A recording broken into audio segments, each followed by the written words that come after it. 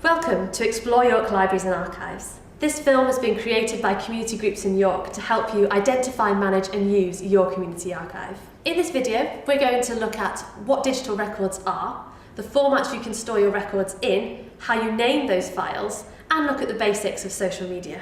So first of all, what are digital records? The most important thing to remember about digital records is it's anything that is born digital. So anything that was originally created in a digital format and stays that way. Digital records include your text files and any audio and visual material that you may create. There are various different places you can store your digital records, so it's really important to know the pros and cons of each of these. There are three main places you can store your digital records. The first is your hard drive on your home PC. The second is thinking about external storage, such as external hard drives and USB sticks. I've heard that external storage doesn't last very long. That's a really good point. External storage is a short-term solution, so it's really important to bear in mind that it does have a shelf life. So for example, USB sticks last between 1 to 10 years, hard drives 2 to 8 years, and CDs, DVDs or Blu-rays roughly 2 to 10 years. Your third option is cloud storage, so that's storing material online, and this acts as a great backup to your hard drive on your computer. What about cost? There are a lot of free cloud storage options, but if you do have a lot of records, you may need to think about purchasing additional storage space because you'll only get a limited amount of storage free.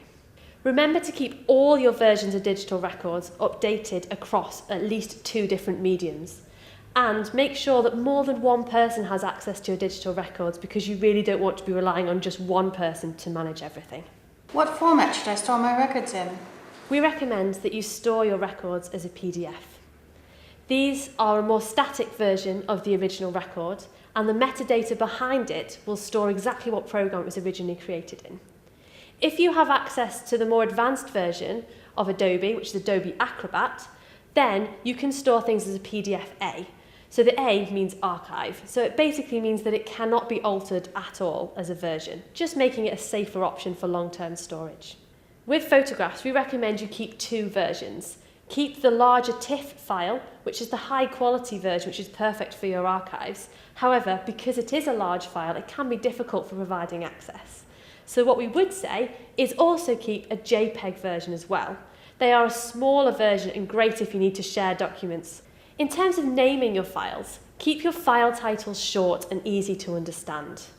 Also, make sure that your digital files match the structure of your wider archive collection to keep everything consistent right the way across. The digital world is now heavily reliant on the internet and social media. And social media is a fantastic way of sharing and celebrating your archive collections. Here at Explore York Libraries and Archives, our Digital Inclusion Manager, Liam Wilkinson, is here to talk about social media and answer some of your questions. What is social media? Well, social media is a term that we use to describe a collection of online resources which we can use to discover and share things across the world. So in short, social media is the best way to engage in conversations across the world via the internet. What are the key social media platforms and how can they be used? The most popular social network platforms are the ones which allow you to engage in social networking. The most popular being Facebook. With Facebook, you can engage with family, friends, colleagues by posting key information about yourself. You can then add unlimited information about your daily activities whenever you choose. Twitter allows you to post messages of up to 140 characters to what is essentially a global message board. You can then link these messages together thematically using something called a hashtag. A hashtag is essentially a word or a phrase which links messages together with a theme. Tumblr allows you to create a blog or weblog. On this you can post something as simple as a sentence, a paragraph, or even media such as videos and photographs, which you can then reblog amongst your friends. What would you say are the pros and cons of using social media? Social media can link you with a lot of people across the world with just a single click. It is important for that very reason to use etiquette and to be aware that what you're posting is going to be seen by many people. It's important to remember that sharing too much and anything that is controversial can of course be dangerous. How can we get further support? Well as the many printed and online resources available which will help you, You can, of course, come to us at Explore, where we run very many sessions throughout the year on all kinds of digital resources. This includes Pinterest.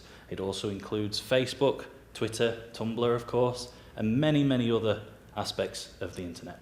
And remember, you can keep an eye on forthcoming events on our website. I don't have much time to use social media, so what's the quickest and easiest to use? The best advice I could give to you is to start with Twitter. Twitter does allow us a way of engaging with social media without putting too much information onto it. So, whereas Facebook does require quite a lot of information in order to start the social network, Twitter doesn't. You can start playing with Twitter and enjoying information from across the world without giving too much away. It also takes only a few minutes to start.